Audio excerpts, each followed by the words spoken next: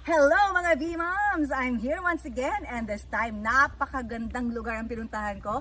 Let's meet one of the owners of Zymon's Agritourism Park. Palakpakan po natin our B-Mom.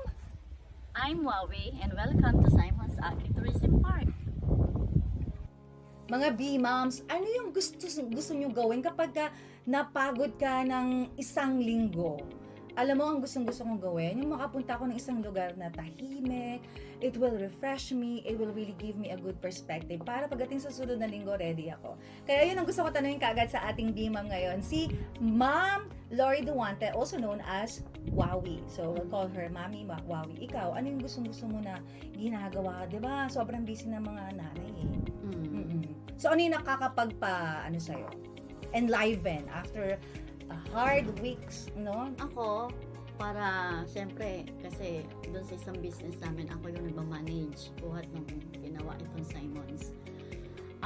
Pagka gusto kong ma-relax, siyempre, Simon is the answer. Ayun. Kailangan magpunta ako dito sa Simon's para makita ko yung bundok, na feeling refresh ako, nakakapagmuni-muni ako kasama ko yung aking loving husband. Yeah.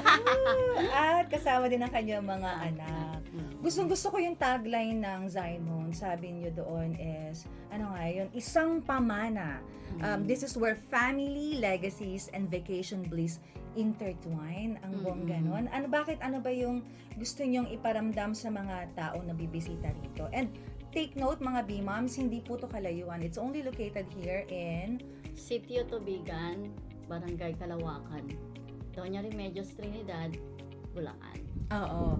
Yung background natin, makikita nyo bundok to. This is the Sierra Madre Mountain Range. Kasama na siya dito. And ito yung lugar na napakadaming bundok, maraming falls, may mga caves din. So this is really a perfect time for you to unwind. So going back to my question, ano yung mga klaseng mga experiences, ano yung mga memories, ano yung gusto mong ma-feel, maramdaman nila pag pupunta sila dito?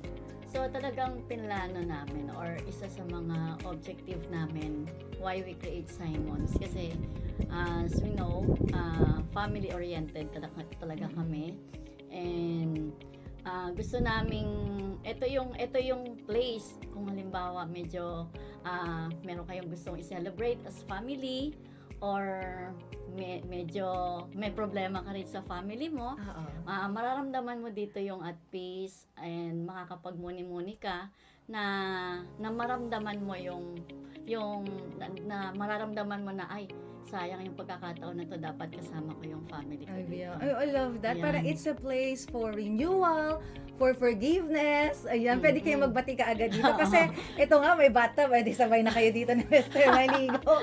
Diba? Habang tingin-tingin kayo dito sa kalawakan sa buwan.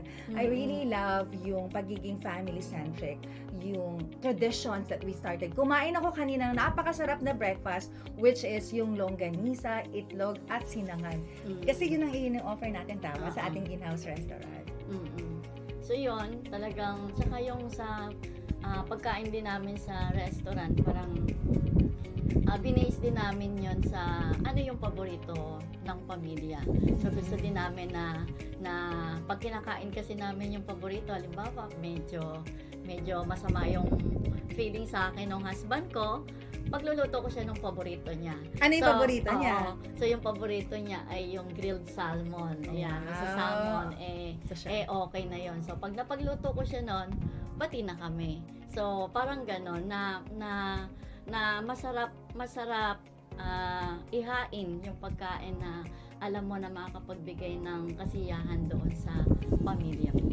No, ngayon ko talaga nabubuo lahat ng sinasabi niyong konsepto about paano niyo tinayo talaga yung Zymons. And to think that yung Zymons na yan ay pinagsama-sama mga pangalan nila. With the exception ng pangalan mo, sabi mo nga hanapin na lang doon kung nasaan yung either Lori or Wawi. Oh yes. Sabi ko nga, paano pag marami na silang apo? No? Pero dumadami. So, let's talk about briefly about Pamana, Legacy. As you know, ito regalo ko, may book to sister, to Miss Mami Wawi, Inker Legacy, because I teach people how to write books, and of course, I also write poetry. The new book I just released, Kaza. Ayan, sa iyo to. Thank you. Kasi ako, ang gusto kong legacy sa mga anak ko, di ba? Hindi natin masasabi when we will be, leaving this mortal world. So, hindi natin alam. Kaya ako din, gumagawa ko ng paraan para maalala ko, most especially ng pamilya ko. Ikaw po, ano yung gusto nyong legacy na you hope that after yung mga anak mo, sila Noreen, Errol, tsaka si Zemon, maipapasa rin nila sa kanilang mga anak at sa mga apo at apo ninyo. Actually, ang isa talaga na gusto naming ipamana talaga sa mga anak namin is yung maging honest. Yun. So kasi pag honest ka, lahat nandun na yung pakikipag-usap mo sa ibang tao, pakikitungo mo sa pamilya mo.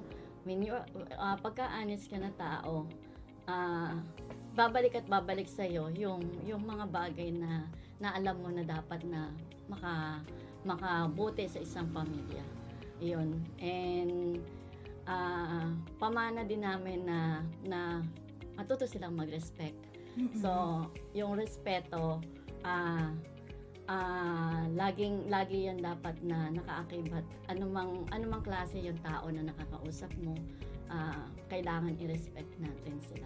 And yun lang, and pag nag-visit kayo dito, we respect your privacy and siguraduhin namin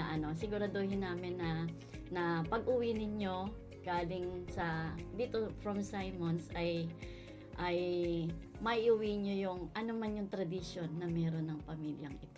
Ang ganda po nun. So, we have honesty and respect. And as we close this, can I be brutally honest with you? I really love the place. Thank you. Okay, so thank you mga B-Mom. See you sa ating next episode. Bye! Thank you. Bye!